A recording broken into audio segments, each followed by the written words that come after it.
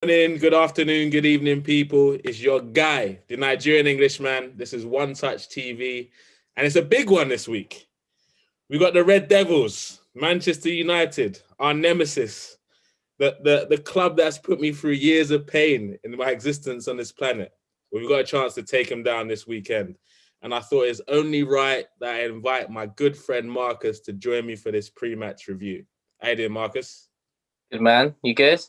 Good, mate. Very good. I don't know why you're wearing a t-shirt. You're in the UK, mate. What's going on? Mate, it's 10 degrees out there. It's a little bit chilly. 10 degrees. Yeah. It's that cold. Well, it does get there that sometimes. I think it's like probably 31 over here or something like that, mate. It's tough times, mate. Tough times. I'm even wearing my traditional wear. Obviously, it's a Friday, so we like to wear the traditional wear on the Friday. Yeah. Dress down. You know. But important times, mate. So I'm going to let you know how it's going to plan out today. So we're going to go through your thoughts of the match, then my thoughts of the match. We're going to go through each of our predicted lineups and then our predicted scoreline for the game. Does that work for you? Yeah, mate, that's the interesting bit, ain't it, at the end?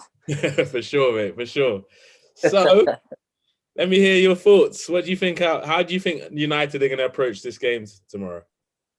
I don't know. I mean, after obviously the Sheffield United game, it's going to either be Ollie going bold, sort of going all out attack, or I think he might be a little bit cautious after sort of you guys recently have had a little bit of a turnaround.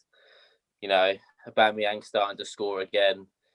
It's like he's very unpredictable whether or not he's going to go sort of, Matic, McTominay and Fred, hold in midfield and hope for the best, or if he goes a little bit more attacking. So I don't even know.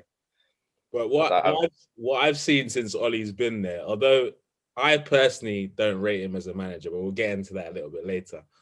But I think for some reason his record against the top six has been pretty good. Yeah, but I don't think that's him though. I think that's the players.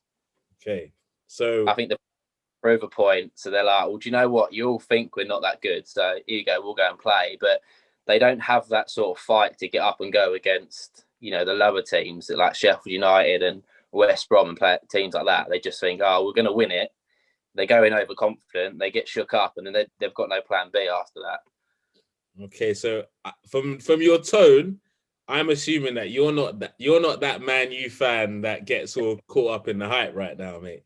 Because a lot of your fans are unbearable right now. Ollie's at the wheel, top of the league. It's our title to lose. All these things I'm hearing. Are you on the same page?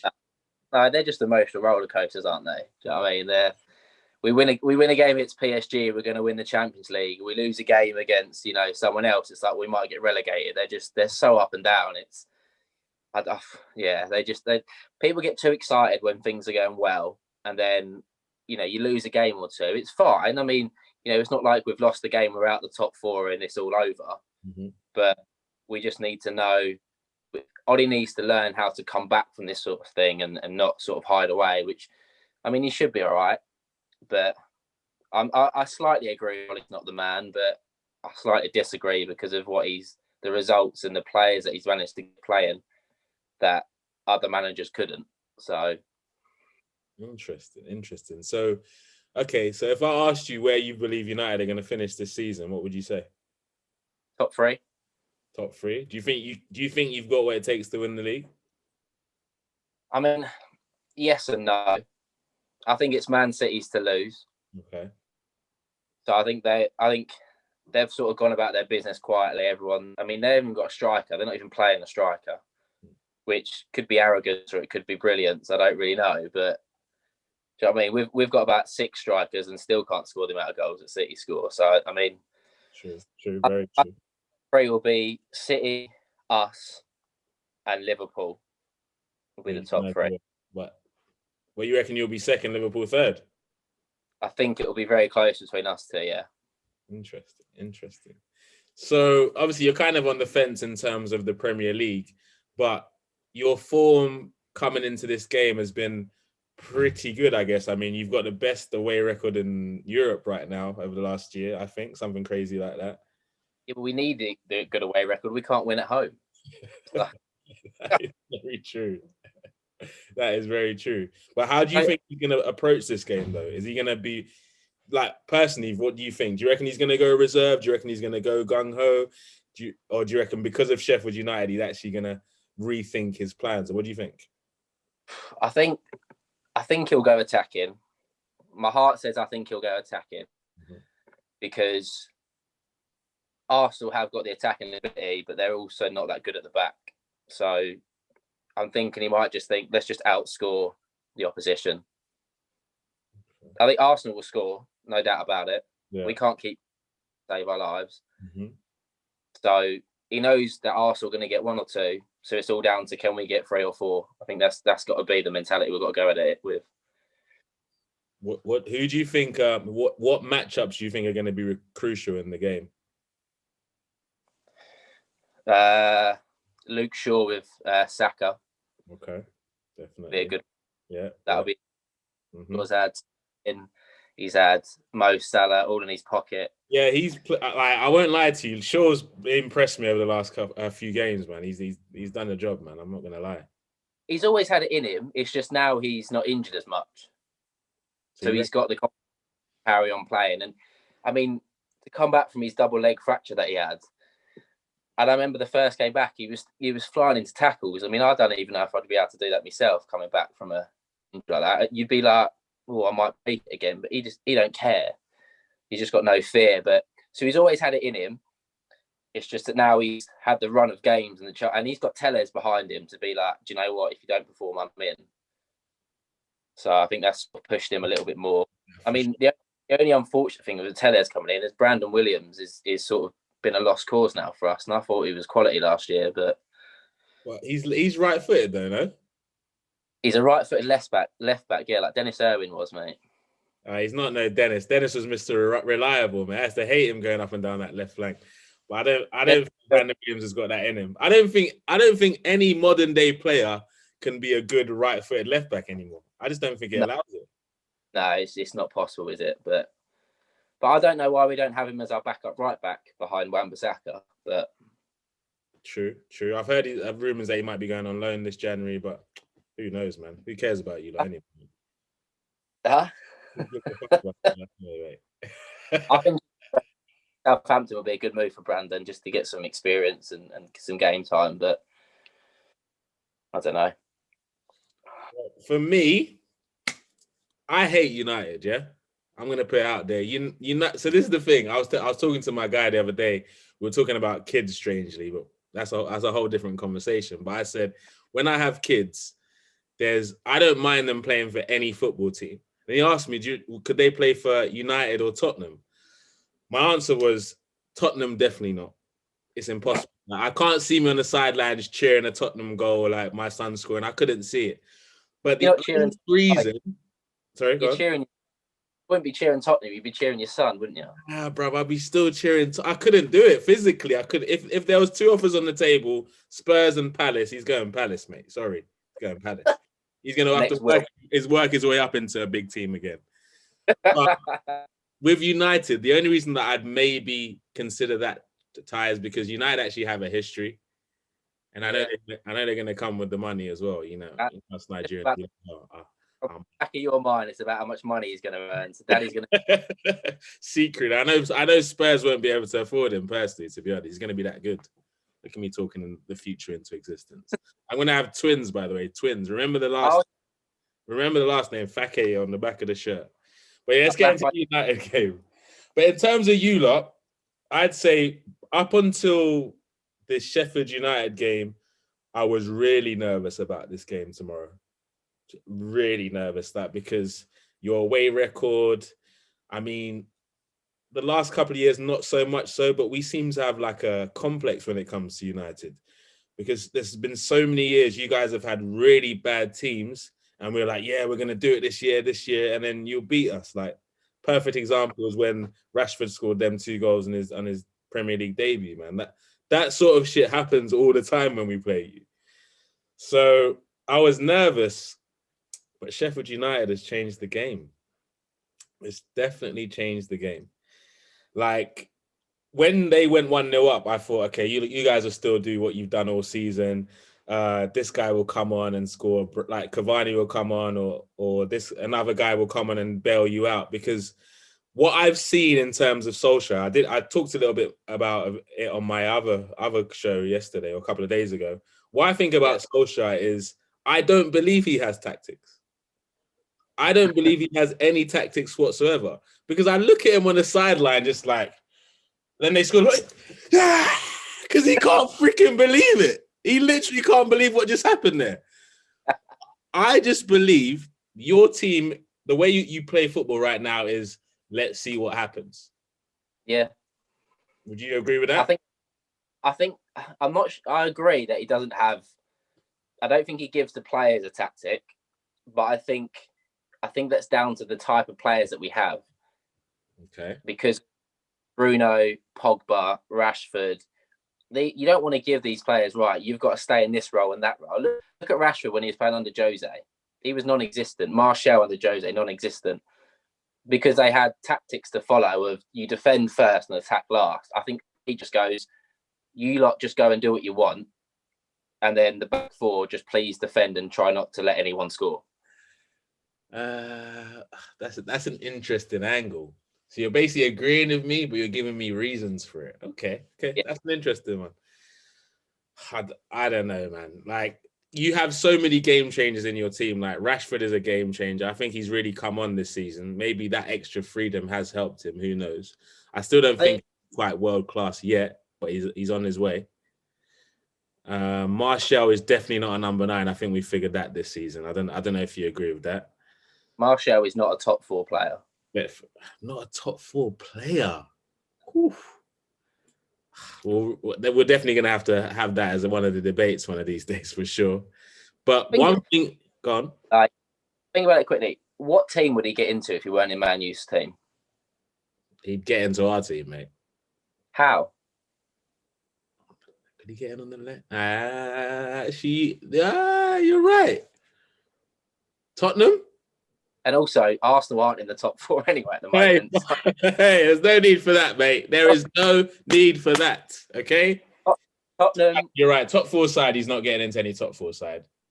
Tottenham maybe, but then, he's going to want to play on the left or down the middle. That's Kane and Son. Okay. He's not moving any of them for sure. No. I mean, Everton, maybe? Yeah, probably Everton, actually. Yeah, that could work. Figures. Probably none of them. Definitely not. Do you know what I mean? Palace, mate. Maybe you can go and play with your sons in the future. They'll run rings around him. Trust me. I've got plans for those moves. They're still in me, but they'll be in someone else soon. Don't worry. In terms of our form, I say our Premier League form is really good right now. I'm not getting all excited about top 4, all that stuff. I'm not really getting caught into that discussion. I think we'll finish 8th this season. If we have a good Europa League run on top of that, that's the only way we can salvage something out of our season. And if we have an instilled style of play, that would be what I'm looking for, considering how many games we've lost this season. But going into this game, we played 6 games. Our last 6 games, we've won 5, lost none, drawn 1, and conceded 2 goals. Like those are so un-Arsenal-like statistics, especially the lack of goals being conceded. So it puts me with a little bit of optimism going into the game. Who's in our starting lineup is going to be crucial when it comes to how I believe the game's going to pan out. But I don't think Arteta's scared of Ollie's Man United side. I think it's probably the most confident he's been as an Arsenal manager right now. I don't think Arteta's scared of any side, if I'm honest. You reckon? I don't see him going ultra defensive against many teams.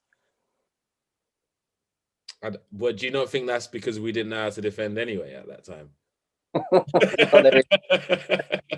That's my only thing. I'm not sure. Now our defensive record is pretty good, and I believe it's something he stumbled across over the COVID period. I mean, just before the Chelsea game, there was a few COVID cases. Like Louise had COVID and Willian had COVID, so that meant Louise couldn't be in the starting lineup. Pablo Mari played alongside Holding, and he played a blinder. Like I don't know where we got that from, but he played 3 games in a row, kept 3 clean sheets, played really, really well. He got injured. Then for some reason, Holding is playing very consistently well right now. I'm not talking about him being Tony Adams type mold and all that stuff. He's having a good run, yeah, for sure. And we've been playing well at the back without our best defender, which has been Gabriel, and he's now back in the side. So I'm not nervous, but it's still United. Yeah. That's I think form goes out the window, doesn't it, when it comes to old rivalry like that? For sure, man. But we saw what Tottenham did to you this season. So maybe another North London spanking is on the horizon. You never know. You never know. I'm trying to talk it into existence. Do you know what? Once Tottenham absolutely destroyed us, we've been on our best run since. So if you want to go and destroy us again, we might even win the league. Do you know what I mean? Like, it's one game. It's one game. That's an interesting question. I'm going to put your answer in the comment section. What would you rather? Us win the game and Man U win the league, or us lose the game and Man U don't win the league? That's interesting. I'm not going to answer that because I'm not ready for that sort of smoke just yet. But I'd like to find out everyone's opinion on that one. But I don't see this game being a draw, personally. No. But let's not rush into that. Let's go with your lineup. What do you reckon your 11 is going to be for today, for tomorrow? Sorry. Go with the easy one. Will be De Gea in goal. Yeah. Wan-Bissaka. I think he's going to go with Eric Bailly and Maguire at centre back. You prefer that partnership? Do you know what? I mean, I don't really prefer any of our centre backs. Choose a partnership. Yeah, I mean, Lindelof's got a bit more about him. He brings the ball up a bit more. He's a bit more calm on the ball. And he's got a pass on him, to be fair. I've been watching him recently. He's got a ping. But he's also got a mistake in him. Okay. Eric Bailly's got the pace to keep up with Aubameyang. He runs in behind. He loves a tackle. I mean, he reminds me of like a Vidic. He'll go in head first if he has to. But who? So, Vidic. I'm going to leave that for the Man United fans to comment on that comparison. Yeah. Right, continue. Not as in he's as good as him. He doesn't mind a tackle like him. He's no one. So yeah, I think it'll be Maguire and Bailly, and then he'll go with Luke Shaw, left back. And then the next 6 gets a bit interesting. So I hope he doesn't play Matic. I think he'll play Fred, unfortunately. What's the issue with Fred? We were talking about it the other day. He's a Brazilian, bro. But he's not. just by passport, yeah? Yeah. Not by talent. By errands or something, do you know what I mean? I mean, I'm quarter Brazilian, but I can't claim that I'm Brazilian as a footballer. Do you know what I mean?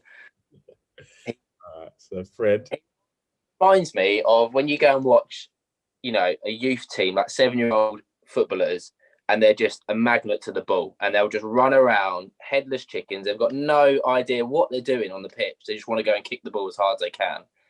That's Fred. Is it that bad, bro? Really? It is that bad. Man. Like, he scored 1 goal in 3 years for United in the Prem. He's a defensive midfielder, no? McTominay's got 2 already this season. He's a defensive midfielder. You never saw that coming in that game as well, mate. McTominay, he brought out his inner skulls in that game, mate. I don't know what was going on. Yeah, I don't know what happened to him. Like 7 minutes of madness, mate. It was nuts. But yeah, I think he'll play Fred. Play Fred for the energy. And then I think he'll play Pogba. And then I'm undecided. I have a feeling he'll go with Fred, McTominay, and Pogba as the midfield. Fred, McTominay, and Bruno as the midfield 3. Okay. So he'll put McTominay and Fred as sort of the holding. Mm-hmm. Bruno just in front. He'll play Pogba. Yeah. Rashford, Varney up front. Okay. You're confident in that side, yeah, doing the business. No, but but that's what you're going for, yeah. All right. Aside with Pogba in it, it's unpredictable. So, and I was telling you the other day that he literally is one player that when he can be bothered, he's a world beater. 100%. Right, there's no doubt about that. We just hope he's not bothered on freaking Saturday night, mate. That's all. You know what? I was thinking about this earlier about him, and it's not an excuse for how poor he was last season, the effort level, but he's had an ankle injury, which I don't know how long that's been on for, and it now seems to have completely gone, and all of a sudden he's playing his best football for United. So it's because of the ankle injury, Marcus. Well, you got to have some. We're paying him a lot of money, do you know what I mean? But that's an interesting one. That's all now gone and cleared up, and now all of a sudden he's playing a bit better. But so the issue with United players before is because of their holding injuries. Luke Shaw, Pogba. Now they've shook them off. They're world beaters now, yeah. All good, mate. All right, we'll go with that for now. All right, my lineup. I would go. I hope I can. Okay, Leno definitely in goal. That goes without saying. Centre back partnership. I'd go with Holding and Gabriel. You going for at the back? The what? You going for at the back? Yeah. Yeah, 4 at the back, 100%.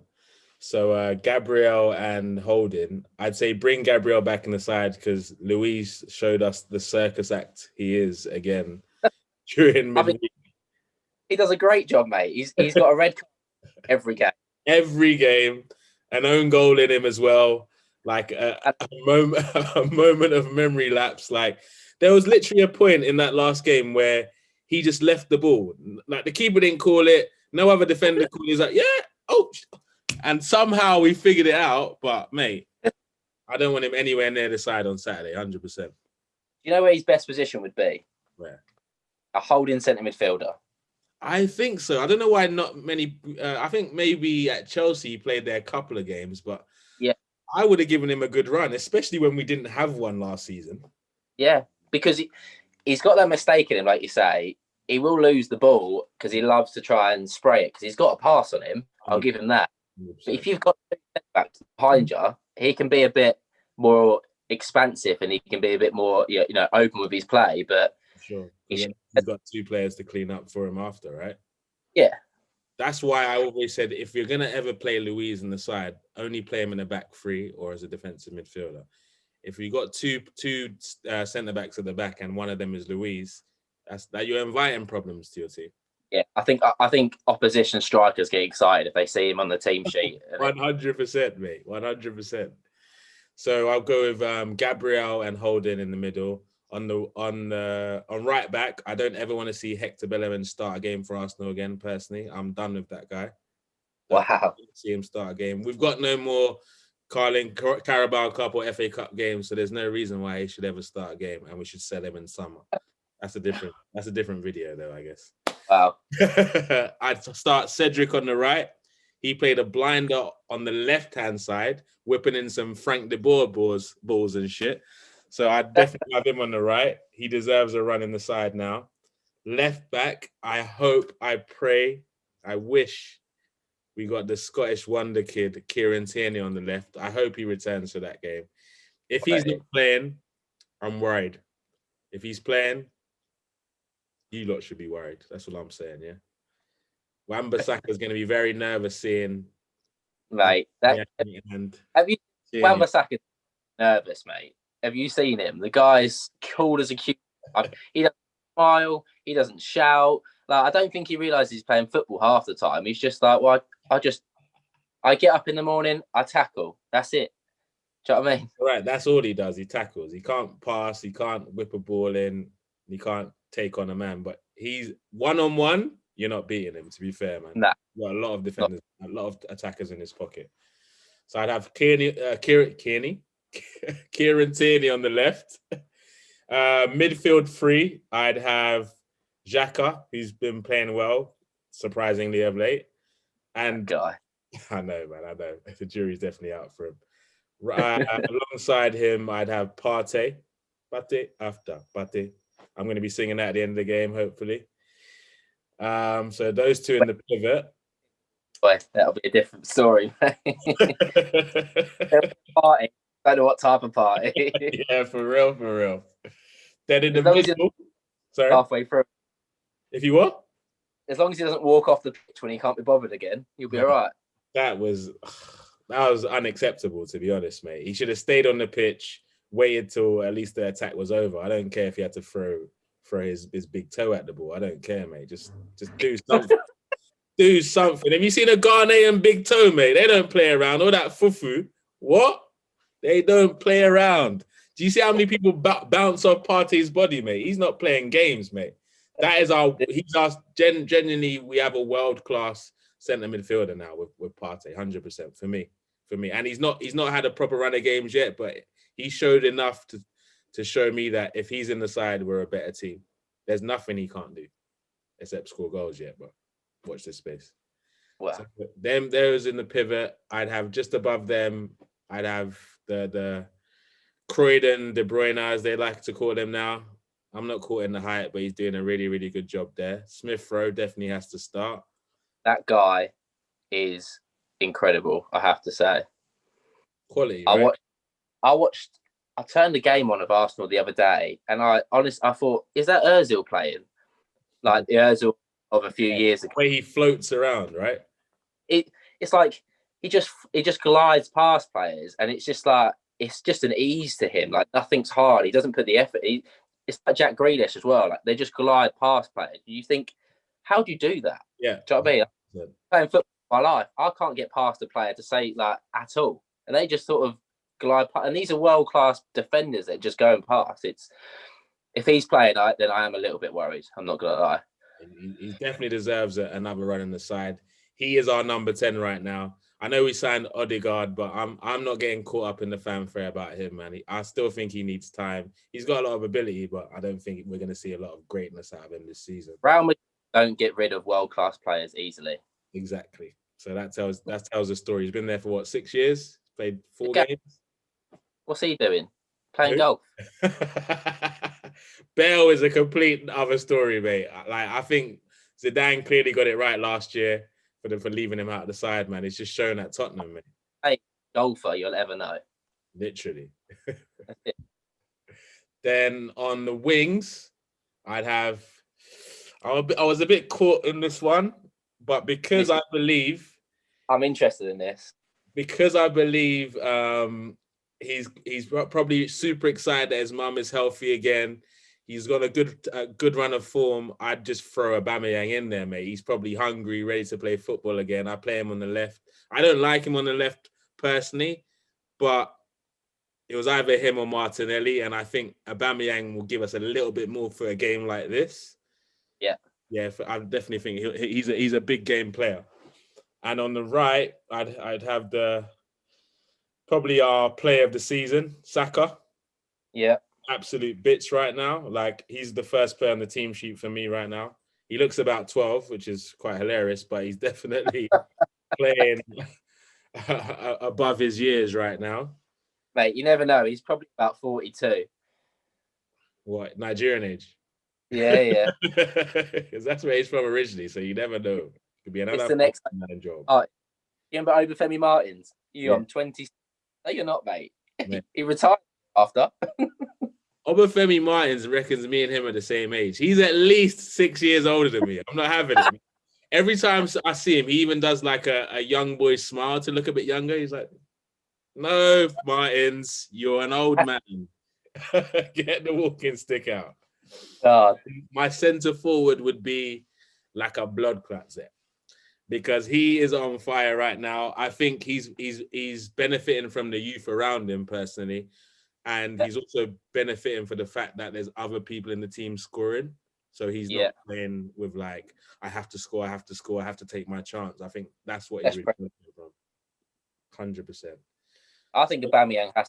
You got to play him. Like I've argued with many fans about Aubameyang being probably the best forward in the Premier League for the last couple of seasons.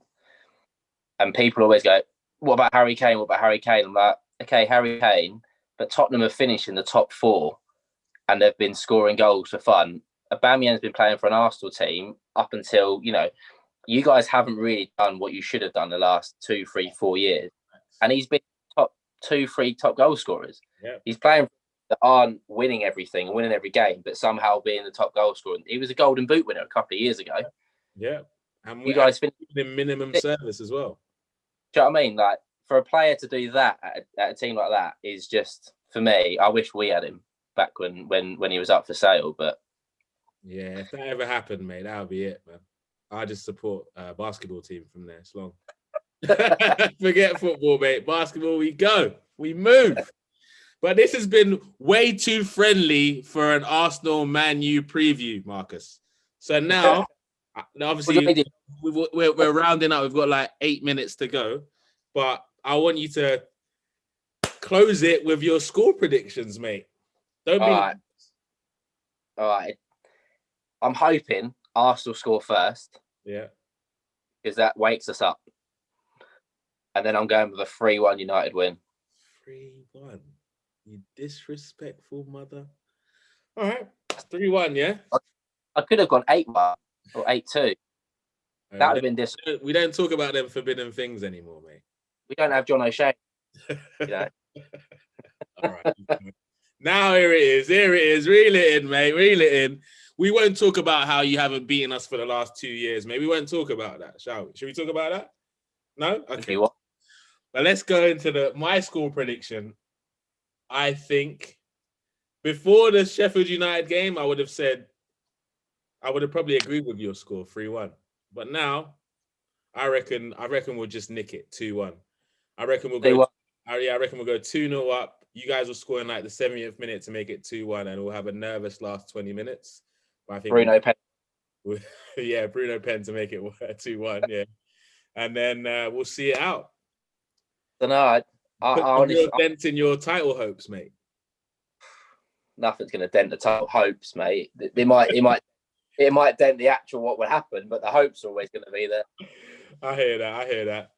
But I want to say, Ollie will think we're going to win it, even if there's no more games left. He'll be like, we can still win it. Do you know what I mean? Like, he loves an interview, Ollie, mate. He loves an interview, really much.